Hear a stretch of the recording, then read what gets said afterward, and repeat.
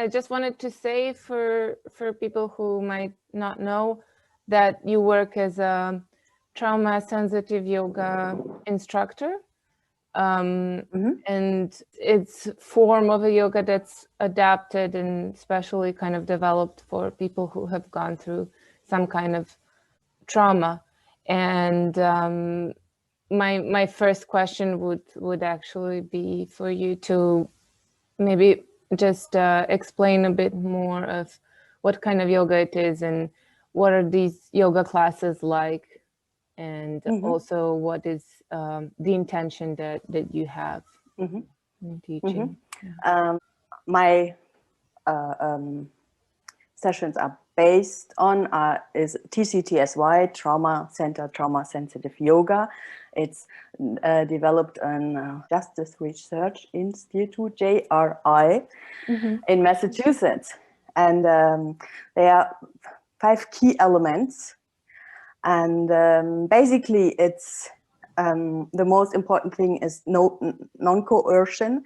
Like, I don't know, it's I do not in my lessons force people in a asana. Also, we don't say asana, we say form. I use invitational language. I say things like, if you feel like, or if it may useful for you. I'm very aware of my language, not to trigger a person. Also, I'm aware of it can happen all the time anyway.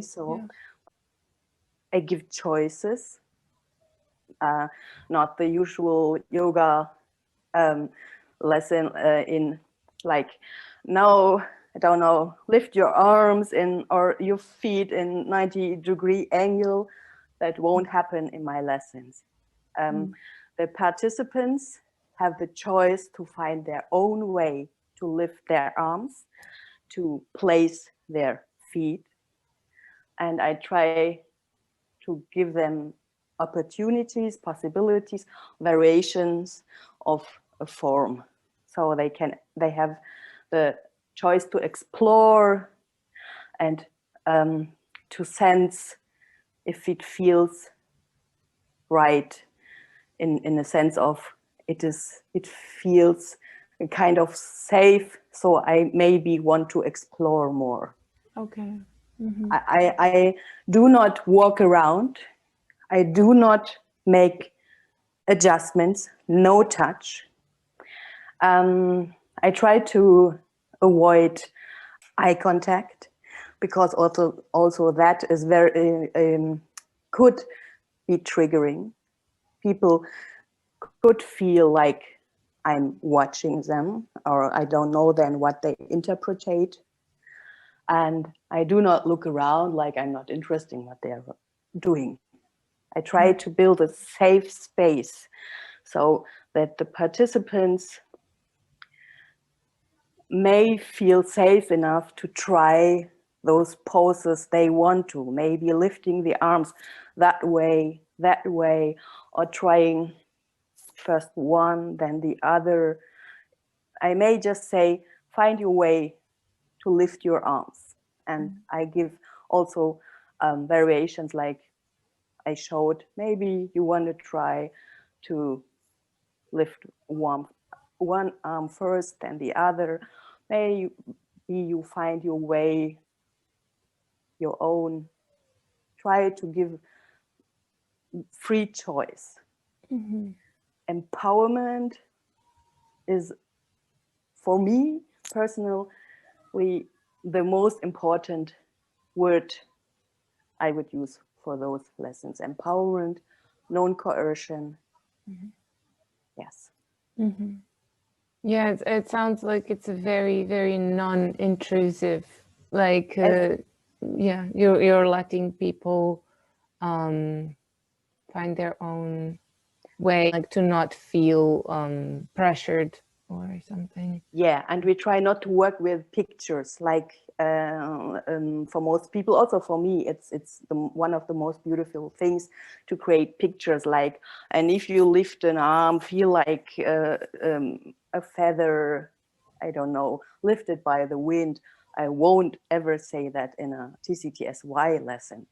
That's triggering because I don't know if the participant also have a positive picture of being lifted, maybe like a feather. Working with the muscles, with the sensing of muscles and skin, organs, no pictures. Okay. Yeah. Yeah. And what would you say, what are the benefits and the impact that this specific type of yoga then has on the people? Like, what do you see? Also, we do not have any expectation on the outcome. That's also important, because that's also a coercion. But we want it's empowerment. It's that people could feel safe in that room, in the space, with their body. They learn, or they can develop a sense of being safe, or if they start to sensing muscle movement, that at one point maybe they feel safe enough to have the trust in these sensations of the body, that they could make choices based on these, what they are feeling. Like you learn, this is a sign, and this sign maybe means hunger, or and not misinterpreting maybe the signs. So that's a kind of developing agency, that they feel safe and can make healthy choices for them and their body, and especially also experiencing safe relationship with me as someone who is not the teacher. I'm a facilitator, and they are not students, they are participants. So we try to equal this step of hierarchy, and so that they can feel safe with me, and then maybe feel safe with them and others too. And also developing this safe relationship with their body in a way, from what I understand, because I guess it can be overwhelming for them, and then they learn how to control it or respond to it, or that, and they have me then, or another facilitator. They have developed one safe relationship, and that changes structure in the brain, and therefore maybe they are empowered to try others too. That sounds really good. It is a beautiful work. Well, one of the question was definitely like, what are the things that bring you joy and that you love about the work? And I guess we tapped into it. I guess it's definitely the whole process about connect, maybe most feel connected, and also we don't expect outcomes. It's deep inside, I know this works, and that gave me joy. That's, I guess, the most beautiful thing, that I know today you are here, but I know after a certain time you will be somewhere else, and that's a complete process that really gives me joy with that work. That's really beautiful. I can only imagine what it's like to really see this process and see someone gain trust again, and to his body and other people as well. Yeah. It's wonderful to be part of it. It's I can't describe. It's just makes me very grateful. And I also wanted to ask, how did you decide to do this trauma-sensitive yoga, and what was the journey to get there and to start doing it? Yeah, I would say that's my own story brought me there, like where we've all started, or maybe more or less. And that I saw this letter in my jobs. Some things didn't work when I changed the job, because I thought that's the job. No, it was not the job. It was the situation, or me reacting to things which I don't know, and then leading to really awful things like burnout, and then total breakdown. And then it sounds strange, but that was the moment when I realized I don't need to do what other people expect from me. And in that moment of total breakdown, I had the strength to do that I could never do before, like saying, okay, stop. All the things I did before, that was not what I really wanted. And what I do want, I wanted to empower women like me as good as I can, and with so much compassion and openness as I can, because even if I don't tell them what happened with me, they will feel it, and maybe they want to feel understand. Yeah. So, own experience. But I often see this, that from a really tough experience, that people then take it and then create something good out of it. They turn it into their strength, and also in something that they can give to others. And that's really that's the best possible thing you can do. Yeah. This strength was incredible. I couldn't believe that I had it. So.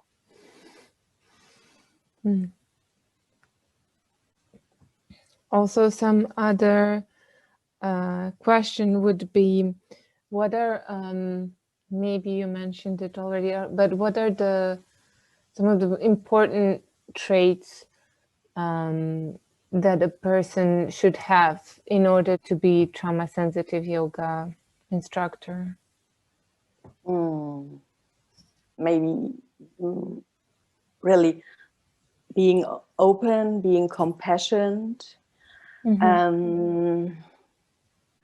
willing to believe in the self-healing process of humans, if they get the support they need to, and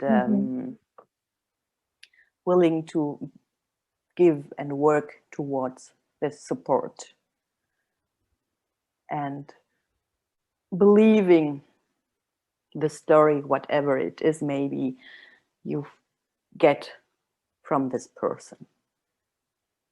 Curiosity, compassion. And yeah. I when I talk to people who are doing similar things, or art therapy as well, or they often mention curiosity as an important thing. Yeah, and not about in a bad way, wanting to know everything, but in a good way. I guess when you work with people, to not have this idea of there's one way to do it, there is one form of process, but curiosity in that sense that it's always going to be a different reaction and a different process of healing for someone, I guess. yeah, something like, how could we do that possible? Or not believing in that what worked before, I can do it the same way. But asking, okay, how can we do that together with your story and maybe with my experiences influencing or not, I don't know.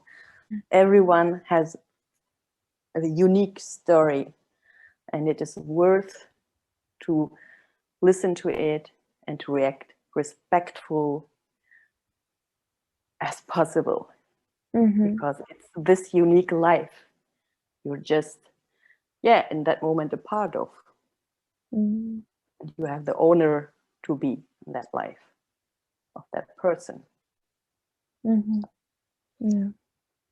And lots of humor, lots of strange humor, maybe finding a way to laugh about things and situations, even if they are not funny, but finding the funny side of it. I know maybe it sounds a little bit awkward, but no, it helps, actually it doesn't. helps a lot. Yeah, when I was talking to the self-defense instructor, it's delicate work because a lot of women they work with have gone through trauma. And one of the things that she was saying was that how important and big part the humor plays, and how yeah, so sometimes they'll just have to laugh. And she basically said it's necessary because it would be too serious, it would be too tough, it would be too dark if there weren't these moments where you light it up with humor. Yeah. So we are laughing a lot in the group or in one-to-one, if not the first session, but if we have a relationship after a few sessions, and yeah, it's a very humorous space. So, not always, but yeah. Yeah, that's really interesting for me to like this role that humor plays in dealing with really tough events. I don't know if it's a hit or hitting a really tough situation with a paradox reaction, or have to look at it from another point of view, and to see it, even if it's sad, the sad funny side of it. So and that gives the relief, some kind. Yeah, I think also for me, sometimes when we could laugh about a thing that was really tough, then it meant that we kind of survived it. I remember that for me, it would mean like, okay, we got through this. If we can laugh about it, it was this, yeah. Yeah, maybe, or just realizing, I survived it.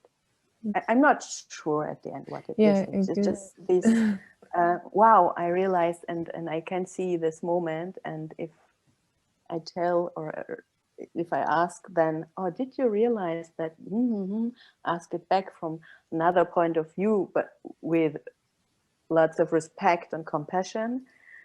They can see this different point of view too, and my participants or my clients in therapy, yes, they laugh and they feel relief with that. So. And maybe another question would be like, what are the hard moments? I don't know if it's a little bit paradox too, but also the moments that are light and funny are also hard moments. If I realize so much pain and despair the participant won't show, but I can sense it.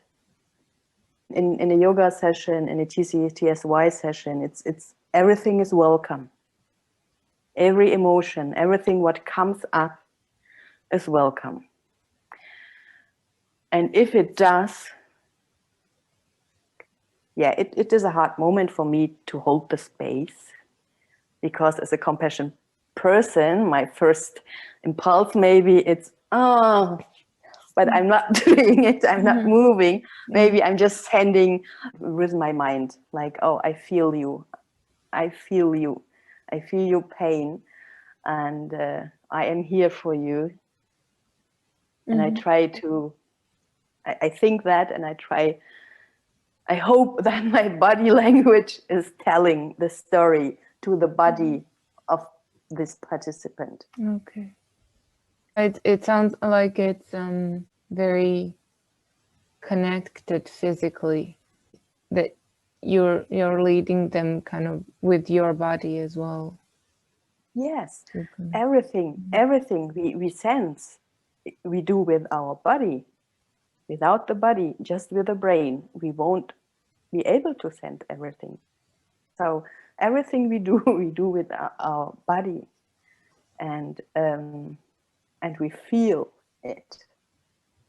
So I realize, unconscious, I don't know that I realize, but my body does. We have those, I don't know the English term of it. German is Spiegelneuron. So mirroring neurons. Okay. Yeah. Okay. So we are, as humans, or maybe as mammals, are made for mirroring the other. We, as a baby's newborn, we learn what is an emotion by mirroring the first care person. Don't know if it's the mother, whoever. Our bodies communicate. So that's the reason why I try to encourage maybe to sigh, or to yawn, and that are signs of down regulating. If it's needed, or just I do it, and because I know they will follow. It's and they can't stop it. So yeah, co-regulating. If I am calm, and if I feel safe, and with my body, this will translate to the other body. Even if the participant, don't realize it. So it's one way for the body to learn to be calm. Yeah, I think I always feel most calm around yoga teachers, because they just radiate it, so I immediately calm down. Yeah. So it might be a very chilled yoga teacher, or it might be conditioned. So, yoga teacher. Yeah, maybe. Yeah. So that could be maybe like, calm down. I'm a yoga teacher. If you have more ideas about it, we can chat again, and then maybe make a good business about it. Yeah. I hope you had a good time. It was really nice talking to you. Thank you. It was nice talking to you. Thank you for your questions. They made me think a lot. Yeah, and I really hope to meet you in person soon, and to I hope to, maybe, hopefully in March at the fair. So latest, so, and I wish you good luck by shortening this into 50 minutes focused question and answer. So if we have to record the part again, just write. Oh, okay. Drop me No, an email. I think it's gonna be okay. It's okay. So yeah. But I'll talk to you soon then, and I would send you the video at some point when Okay. it's finished. Yeah, totally fine for me. So Yeah. thank you again. Thank you. And wish you a wonderful day. You too. You too. Thank you. Bye.